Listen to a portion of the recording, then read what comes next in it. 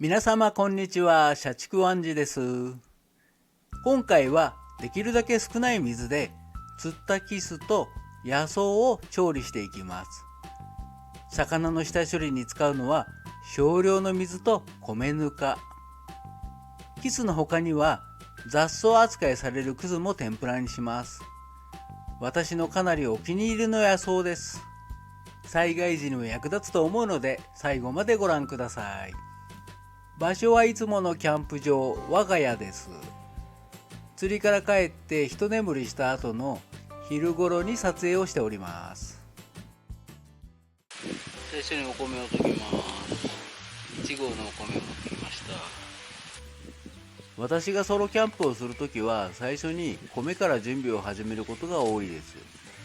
米を研いで水に浸しておけば他のことをしている間に米が水を吸ってくれます。だいたい500ミリ。この動画は野外調理でどれくらい節水できるかを中心にお見せします。使った水のだいたいの量もカウントして表示していきます。米研ぎ1回目はボトルの3分の1より少し多いくらいを使ってますね。残りの水を使ってあと2回研ぎます。お米を研ぐのに使った水は全部で 500ml です。私はこれくらいの量で野外なら十分だと思いますが、気になる人はもう少し増量してください。逆にもっと節水したいのなら無洗米を使えば研ぐ水はいらないでしょう。使った水の他に持ち帰る排水の量も最後にお見せします。キャンプ場なら水道もあるし排水も気にせずに流せます。私のようにキャンプ場以外の場所で炊飯する場合や災害時で水の量が限られている場合の参考にしてください。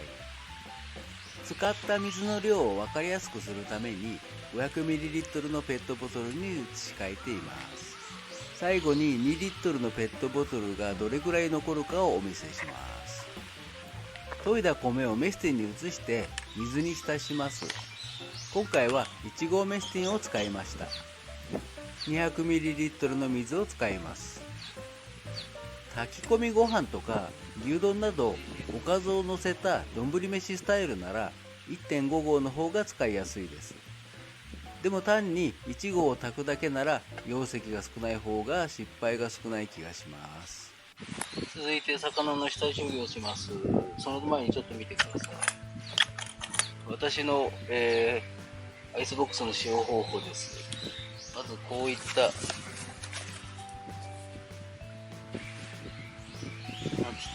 レタンを2枚入れて蓋してます。で、中にこういった感じで発泡スチロールを入れて、その中にお茶が入ってます。で、まだ凍ってるの分かりますかね。まだ凍っております。今48時間かな経ってますけど凍ってます。保冷剤として凍らせたお茶を入れてます。凍ってますね。まだまだ見えますかね。凍ってるのが氷が動いてますね。48時間経ってもまだ凍ってる感じですね。ボックス内の下と周囲を100均で買ったアルミの断熱シートで覆ってます。今回調理するキスが4匹。これを天ぷらにします。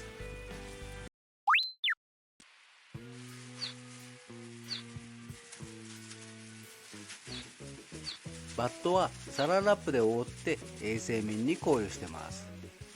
肉や魚を触るときはゴム手袋やビニールのエンボス手袋をした方が手を洗う手間も省けます。こうした工夫も洗い物を少なくして水を節約する一つの方法です。外で水を減らす工夫としてまずぬめり取りたいんですけど、こちらの米ぬかを使います。この米ぬかが非常にぬめり取りに有効です。ドバドバかけてるな。一応実況してるんだけどノイズが大きいのでナレーションにします。米ぬかを全体にまぶしてこすります。すると魚のぬめりが米ぬかにくっついてポロポロと落ちます。切り落とす頭の部分は適当だけどヒレの部分は丁寧にぬめりを落とします。まぶしてこすって落としてを繰り返す。これだけでほとんどのぬめりが取れます。ぬめりがあると魚の臭みになったりします。水を減らす工夫として紹介してるんだけど、自宅のキッチンで下処理する時も私は米ぬかを使ってます。我が家は玄米を毎回精米して炊いてるので米ぬかには困りません。自宅で精米していない人でも精米所に行くと無料でもらえるところもあるので参考にしてください。塩でぬめりを取るのが一般的ですが、長時間こすり続けると魚がしょっぱくなります。その点米ぬかなら味がつくこともないので安心です。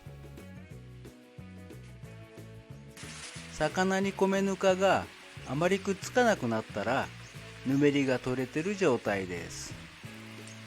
魚に残った米ぬかを大まかに落とします。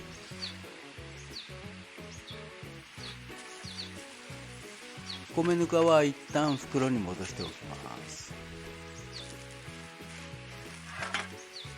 水道が使えれば一度洗ってもいいんですけど、水を節約するなら洗わずに次の工程に移ります。続いて鱗を取ります。私はキャンプで工作用のクラフトナイフも結構使います。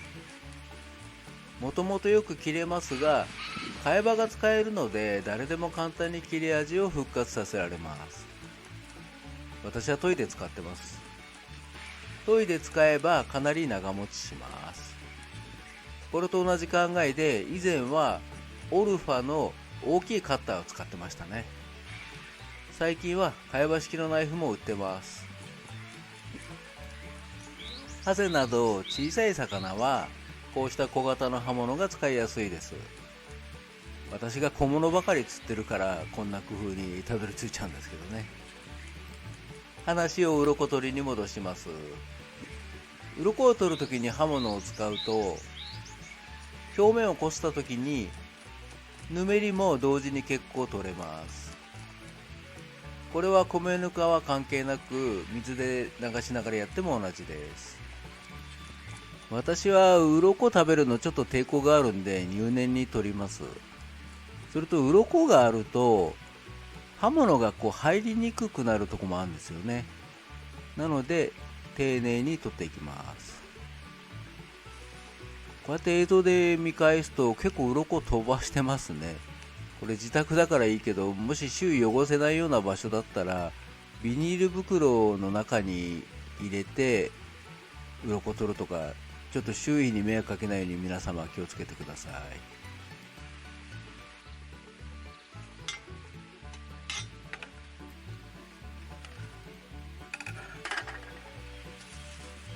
落とした鱗は全部米ぬかのところに戻します。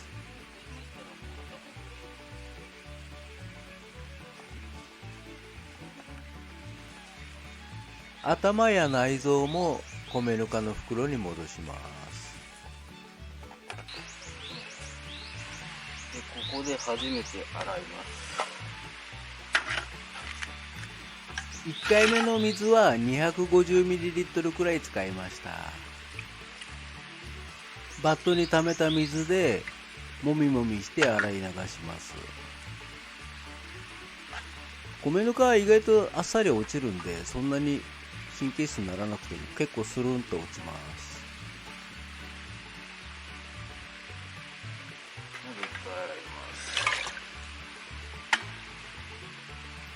今回4匹しかさばいてませんけど、あと4匹ぐらいなら同じ水の量で洗えそうな気がしますね。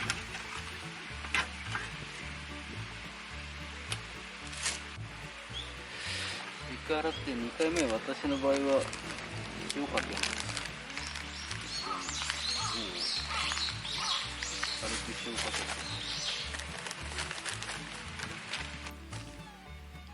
2回目の水は 50ml ぐらいしか使ってません。もしかしたら50いってないかもしれないですね。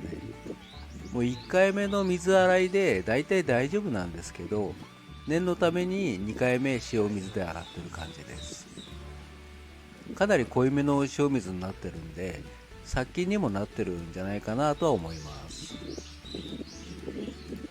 私は大雑把なんでもう何もかも適当なんですけど、もし細かい数字とか気にされる方ですね、いましたら、何パーセントの食塩水がいいのなんて、そういうところをもし気にされるんであれば、だいたい 3% ぐらいが一般的なんじゃないですかね。ここで一旦まな板を軽く流しました。これも何 cc ですかね。今残りの量、ペットボトルの量100は残ってると思うんで、やっぱり非常に少ないですね。ここ流さなくてもウェットティッシュで拭くだけでもいいと思います。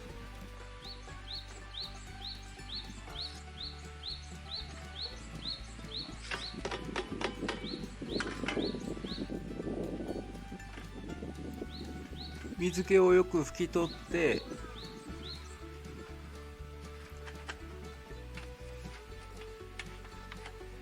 バットもきれいにしておきます。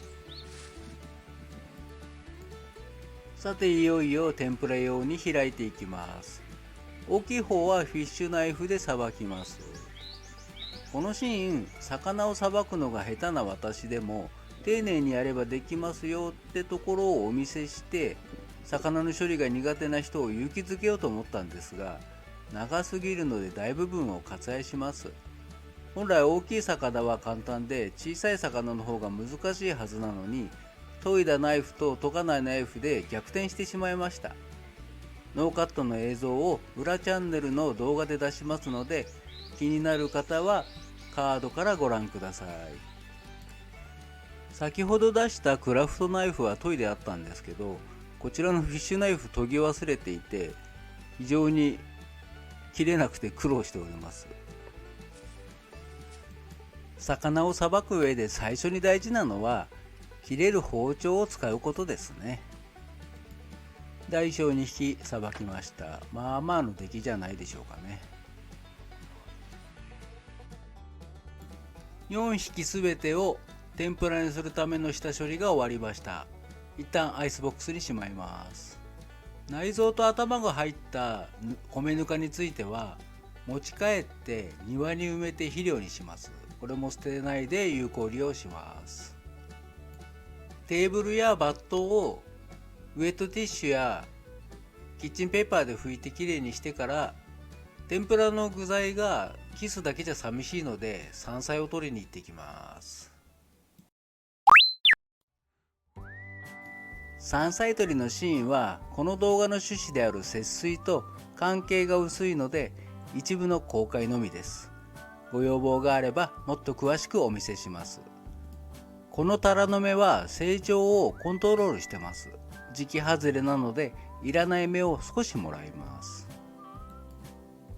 うども取ります。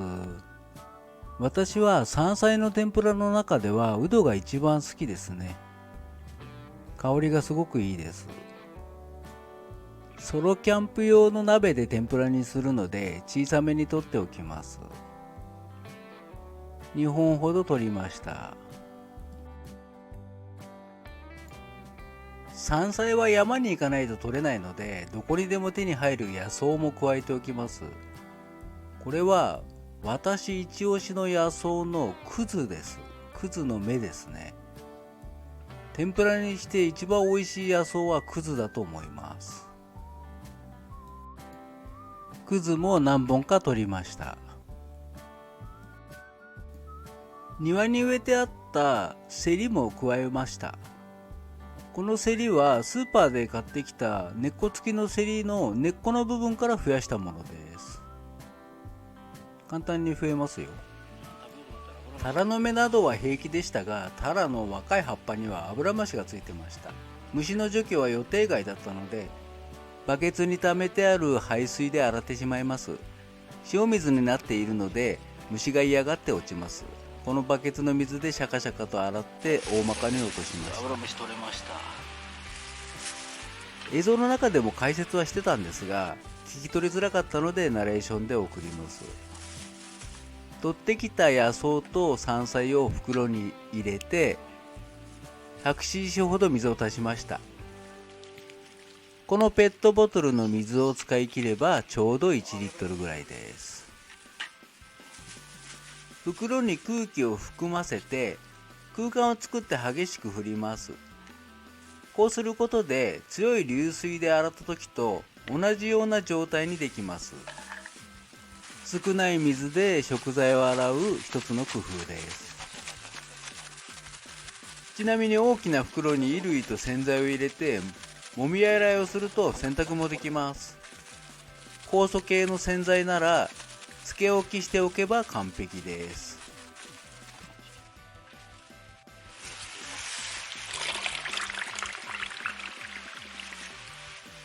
袋の洗浄が終わったら水を捨ててキッチンペーパーで水気をしっかりと拭き取ります。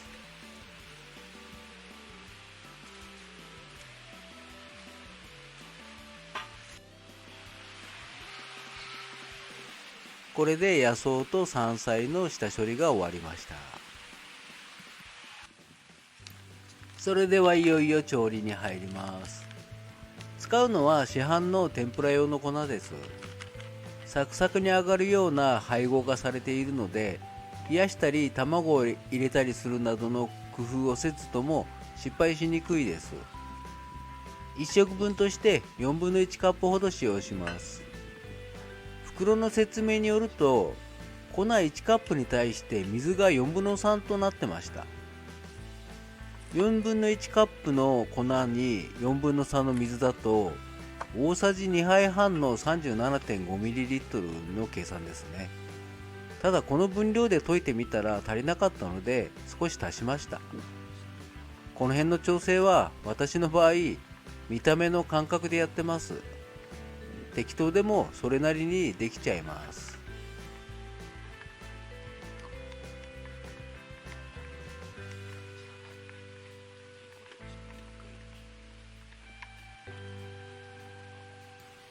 最初にご飯を炊きます。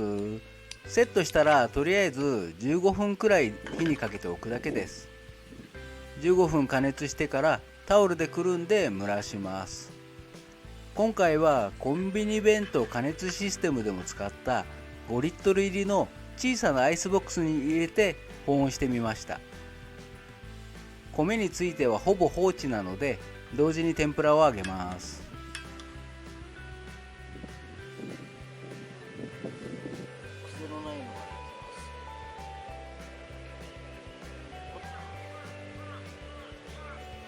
天ぷらを揚げるときは香りが強すぎないものからがいいですね。今回はくずから揚げます。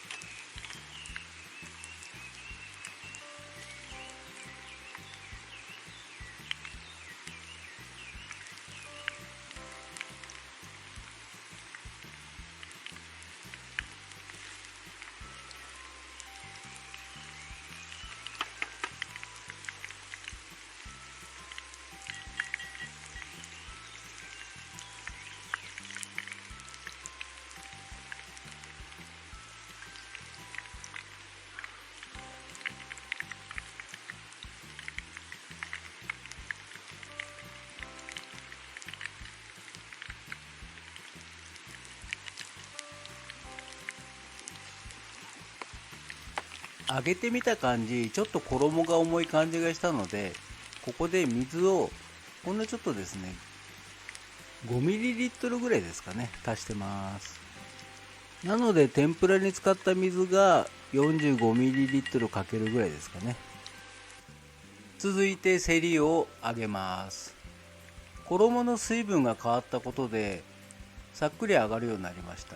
この違いをちょっとくずと見比べてみてください。映像を一部カットしましたけど、何分くらい揚げてるか気になる方はだいたいカットした時間が1分ぐらいですね。食材が生で食べられるようなものはそんなに神経質に揚げなくて大丈夫だと思います。特にセリなんてこれ完全に生でも食べられるんで、衣に火が通れば大丈夫ですね。ただし水辺で採取したセリにはヒルの卵がついてます。でこれよりもっと恐ろしい寄生虫がついてるそうです。でこの寄生虫はかなり危険らしいので、自然界で取ったセリは必ず加熱して食べてください。加熱すれば安全に食べられます。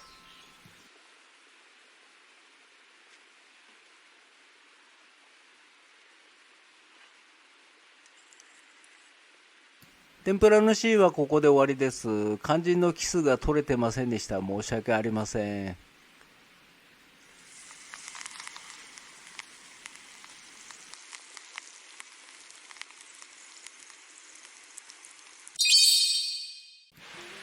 それでは実食です。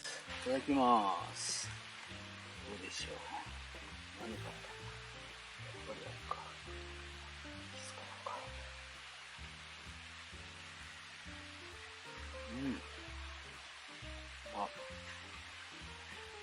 ちょっとサクサク感が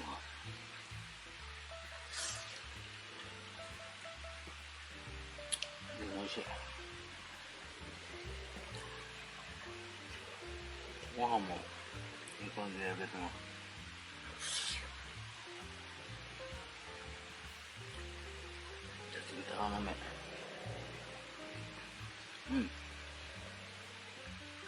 ちゃんとタラの芽味がします。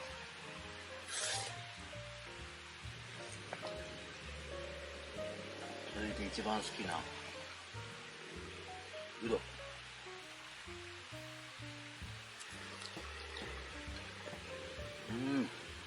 どうまい。どうかやっぱ一番好きだな。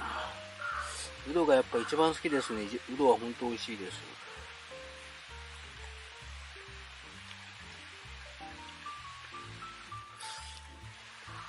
これ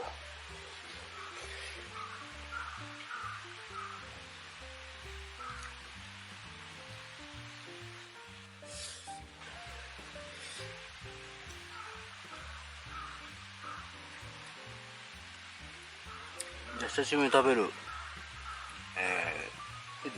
の芽。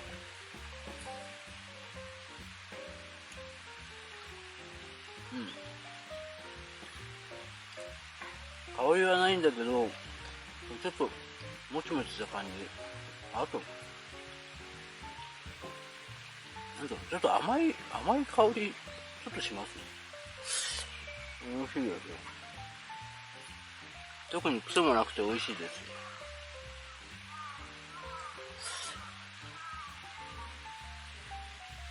これもいいのか。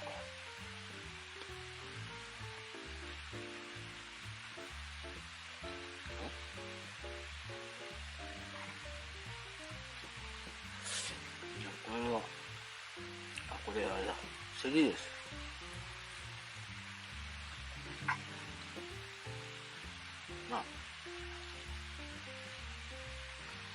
セリの香りあんましないですね。やっぱ根っこ食べないとセリは香りが弱いかもしれないですね。美味しいです。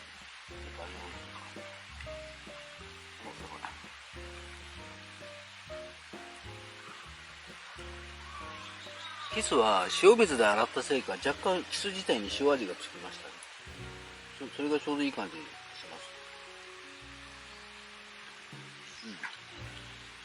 ふわふわで美味しいです。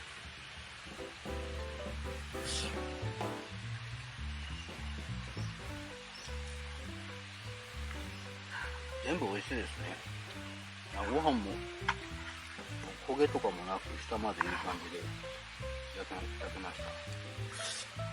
結構下焦げちゃうんですけどね、今日は割と焦げずにいい感じで、下が焦げた方が香ばしくなって美味しいっていう話もあるんですけど、今回は特に焦がしたくないと思ったわけでもなく、焦がそうと思ったわけでもなく、なんとなくこんな感じになりました。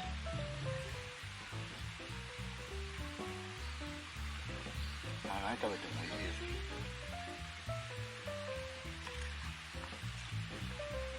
やっぱ天ぷらいいですね。天ぷら大好きです。この季節の天ぷらが食べたくて釣りに行ってるようなところもちょっとだけあります。ただ買った方が安いのは分かってます。そこは言わないでください。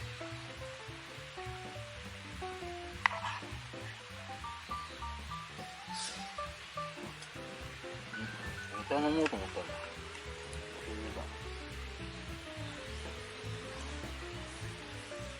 お茶飲みます。一杯分だからこんなもんか。すぐ沸きますね。お茶を飲むのに 150ml ぐらい使いました。それと天ぷらのつゆで 50ml ぐらいですかね、使ってます。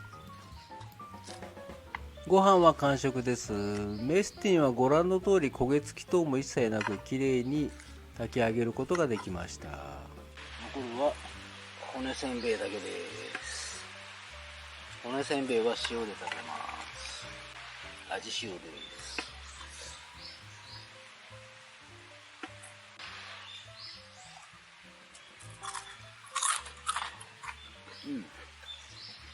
サクサクで美味しいですよ。カルシウムも取れるし。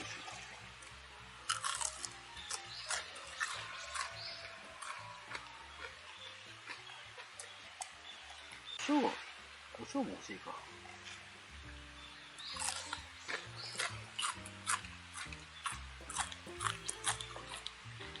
面白いです。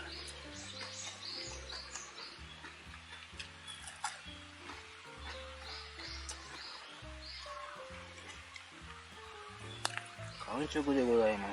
ごちそうさまでした。命に感謝です。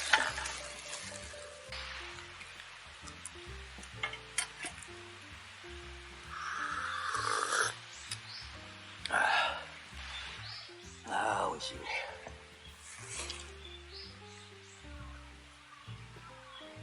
やっぱ自分で釣ってきた魚を調理して食べるのはいいですね。使った水の量は1リットルと 450ml ぐらいですね。これぐらいの量を使って1食分の調理をしました。排水の量はこれぐらいです。魚の下処理と山菜を洗うのに使った水が1リットルですね。それと天ぷらのつゆの残りが 40ml ですかね。ですので1リットルと 40ml ということです。いかがでしたか？節水を意識すれば思いのほか少ない量で済んだんじゃないでしょうか。1人分1食分の排水量ですが、この 2,3 倍程度ならさほど苦労もなく持ち帰ることができると思います。本日の報告は以上です。ご視聴ありがとうございました。さて、ここからは余談です。今回は節水を中心にお届けしましたが、一部野草を食べたりもしました。私はかつて現地採取したもの以外は長期保存できる食材だけでキャンプをするなんてふざけたこともしてました。今回紹介したクズ以外にも食べられる雑草はたくさんあります。そうしたサバイバル飯に加えて、例えば長期保存できる食材だけで牛乳を作るなんてこともいずれは挑戦していく予定です。車中泊における少し違った楽しみ方としてまだまだ続く DIY に加え紹介しますので、今後の展開にご期待ください。それではまた次回、さようなら。